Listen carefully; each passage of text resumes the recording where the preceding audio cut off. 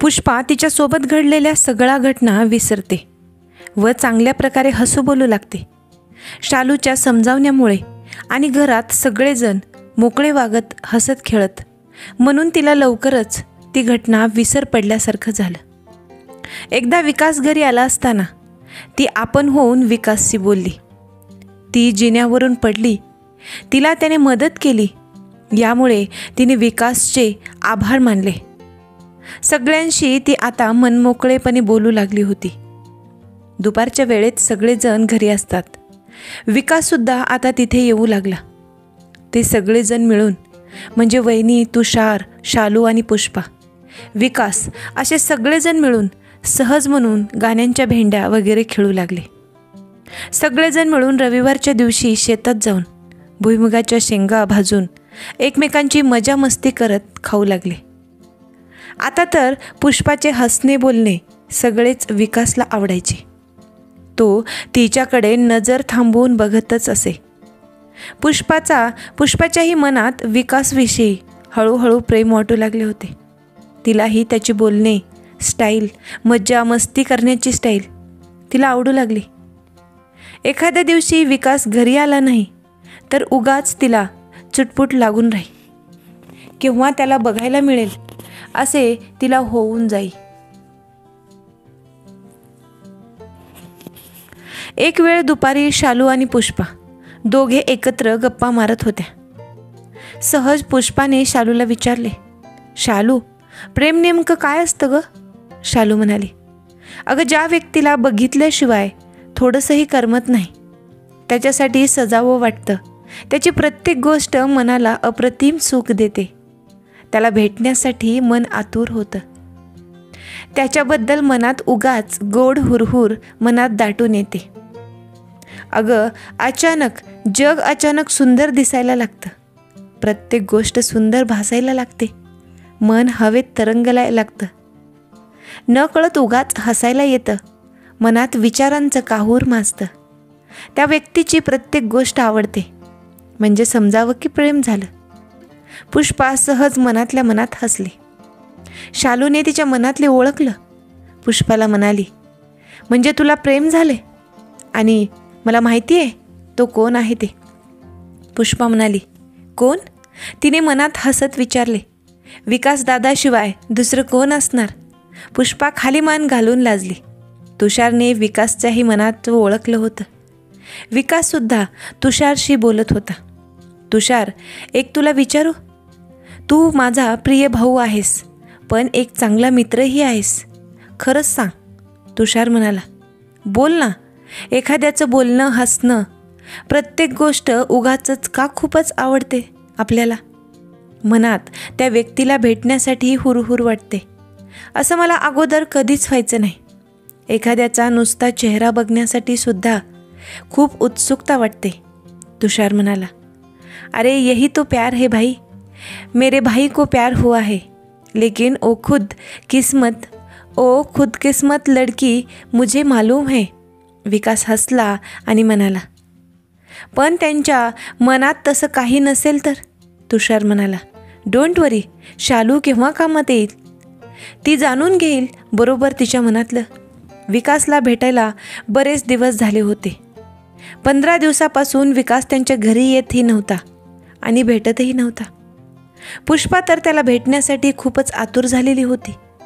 त्यांच्या घरासमोरच घर असल्यामुळे तिला घरातून येता जाता विकास दिसायचा, पण तो ढुंकूनही तुषारच्या घराकडे किंवा पुष्पाकडे बघत नव्हता. पुष्पाला विकासची खूप आठवण सतावत होती. तिला अक्षरशः रडायला येऊ लागलं. ती शालूजवळ बोलून दाखवी, पण शालूसुद्धा उत्तर द्यायला टाळाटाळ करे. तिच्या मनात येई, माझ्या नशिबात प्रेमच नसेल का? का विकासला माझ्या भूतकाळाबद्दल माहिती पडली असेल?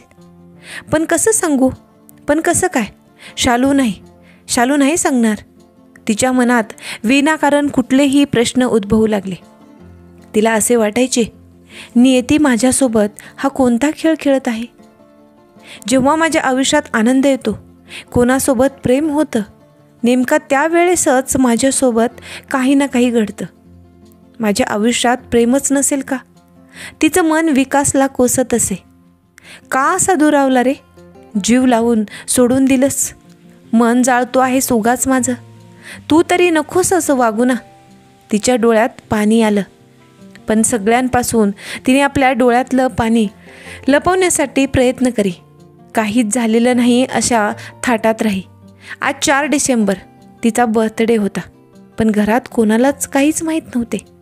तिलाही तिच्या बर्थडेचं काही उत्साह वाटत नव्हता. जो तो ज्याच्या त्याच्या कामात मग्न होता. तिला अगदी क्षुल्लक अपेक्षा होती विकासने येऊन फक्त हॅपी बर्थडे म्हणून विश करावं, पण विकासचे तिच्याकडे लक्षही नव्हतं.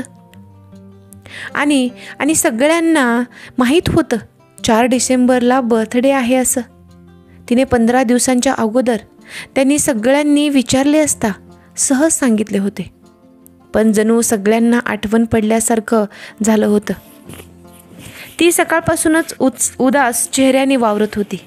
संध्याकाळी 4 वाजेच्या सुमारास शालूने तिला सहज सांगितलं, चल आपण शेताकडे जाऊन येऊ. ती पण यंत्रासारखी गेली तिच्या मागे. संध्याकाळी 7 वाजेच्या सुमारास शालू आणि पुष्पा घरी आले. शेतातून 6 वाजताच आल्या, पण शालू तिला मैत्रिणीकडे नेऊन टाइमपास केला थोडा. घरात सर्वच अंधार होता. खेडेगावात लाईट जाते म्हणून घरातली लाईट बिघडली असेल कदाचित, असं म्हणून ते घराकडे जाऊ लागली. शालू म्हणाली, आपल्या घराच्या लाईटमध्ये काहीतरी फॉल्ट झाला वाटतं. कसं काय बंद आहे काय माहीत. ती काहीच न बोलता शालूच्या मागे जाऊ लागली. हॉलमध्ये मेणबत्तीचा मंद उजेड चमकत होता. त्यांनी हॉलमध्ये प्रवेश करताच लाईट लागली आणि happy birthday to you dear Pushpa असा जल्लोष एकदमच झाला. पुष्पाने पाहिले, हॉल सजवण्यात आला होता. लाइटिंगने हॉल सजला होता.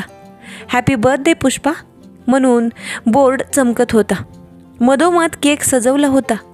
चहूबाजूंनी रंगीत मेणबत्त्या लावल्या होत्या. तिने बघितले, विकासच्या घरचे सगळे लोक आणि शेजारीही आले होते. आणि सगळ्यात आनंदाची गोष्ट म्हणजे पुष्पाचे पप्पा आले होते.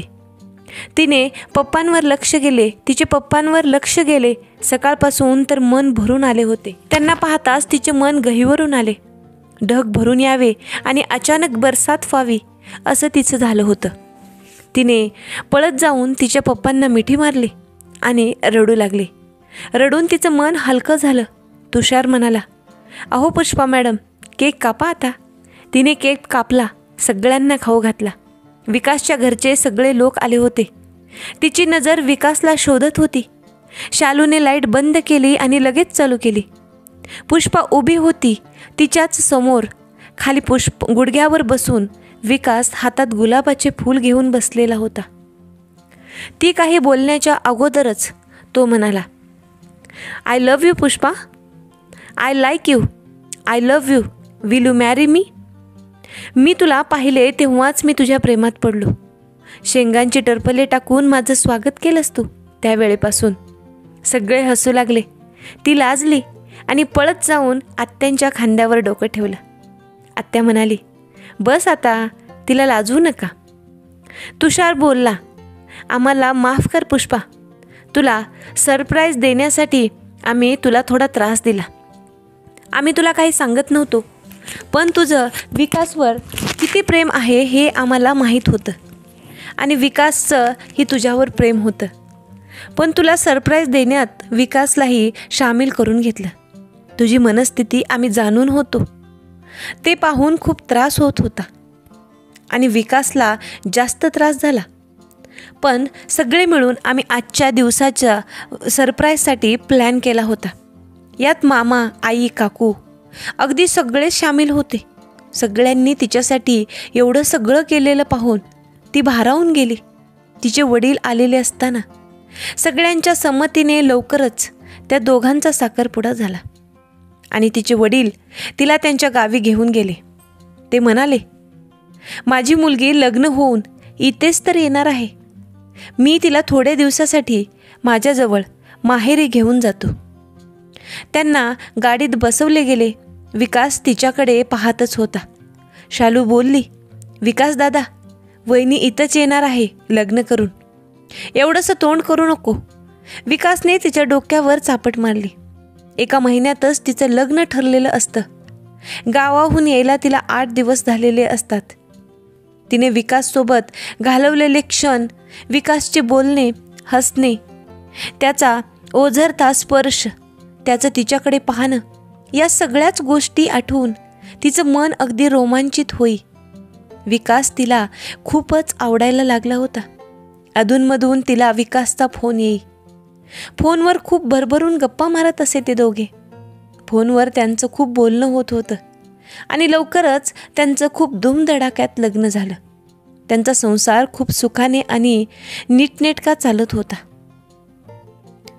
त्यांची बदली शहरात झाली होती. आता तिथेच ते राहू लागले, अगदी आनंदाने आणि सुखाने.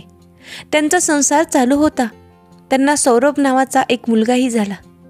नवऱ्याच्या प्रेमापुढे आणि तिचा गोड मुलगा सौरभच्या देखभालीमध्ये ती राहुलविषयी घडलेल्या वाईट प्रसंग सगळाच विसरून गेली होती.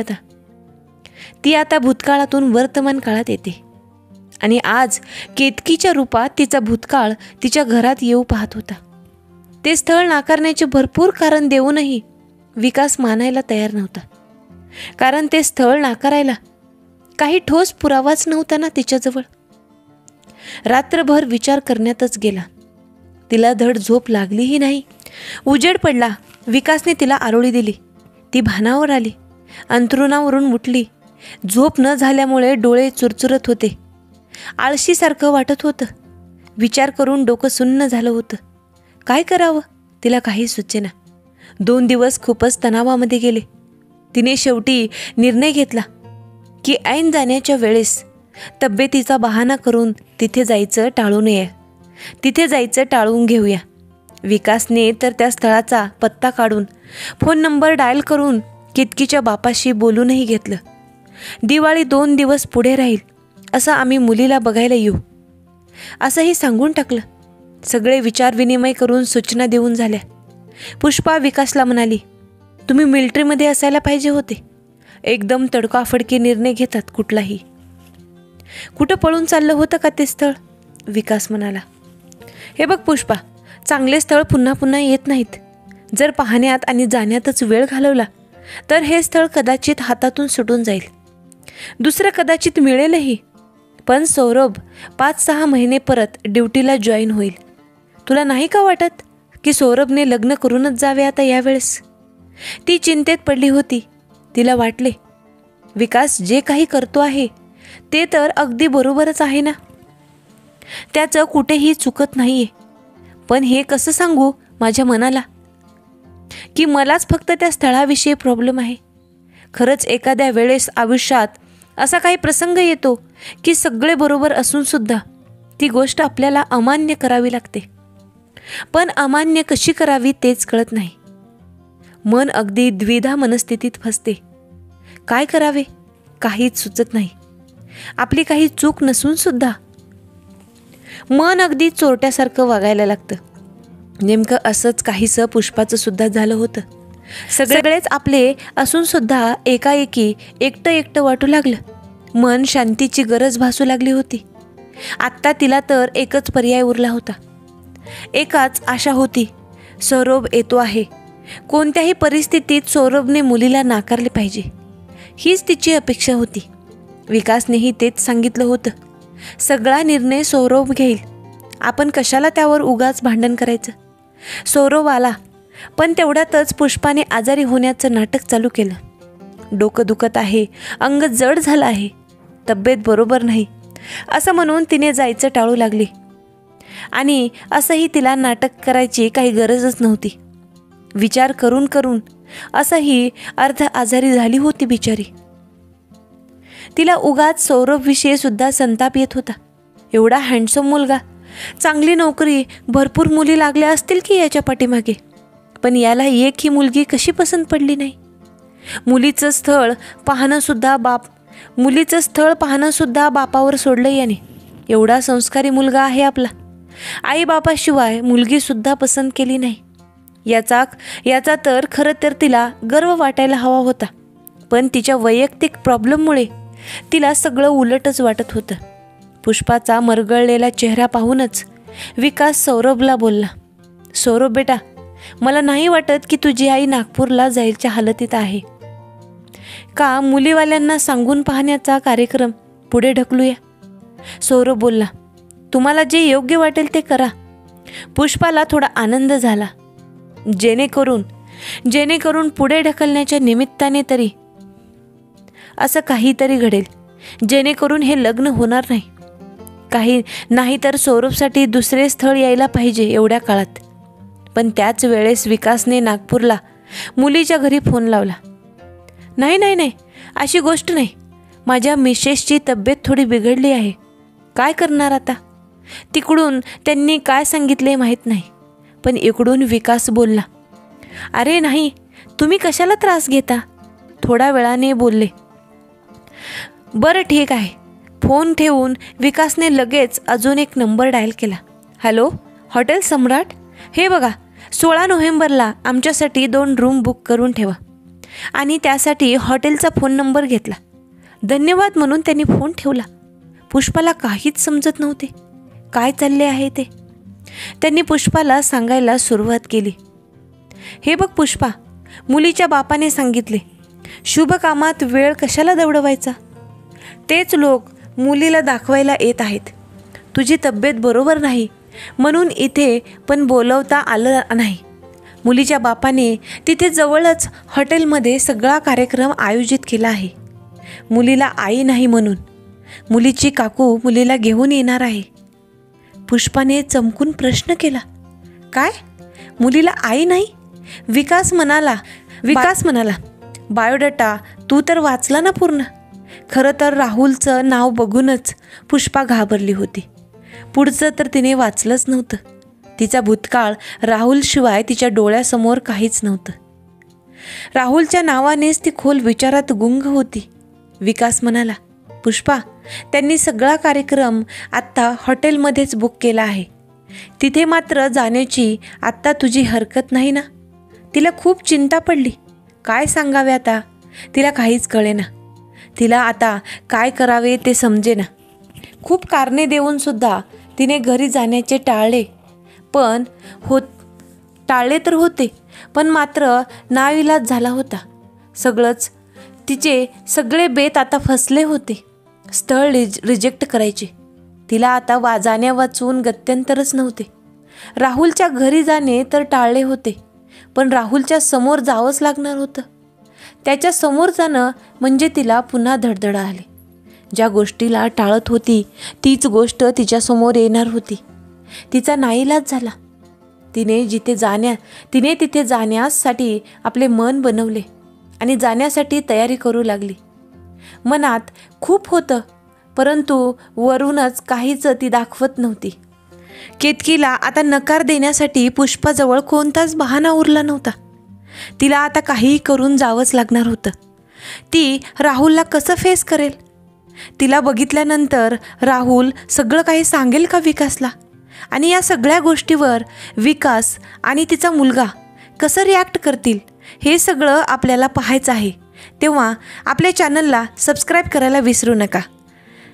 हा व्हिडिओ तुम्हाला कसा वाटला ते कमेंटद्वारे तुम्ही नक्की सांगा. हा भाग तुम्ही शेवटपर्यंत पाहिलात त्याबद्दल तुमचे मनापासून खूप खूप आभार. असेच नवनवीन व्हिडिओ पाहण्यासाठी व्हिडिओला लाईक करा, शेअर करा आणि आपल्या चॅनलला नक्की सबस्क्राईब करा. लवकरच भेटूयात याच्या पुढच्या भागासोबत. तोपर्यंत धन्यवाद.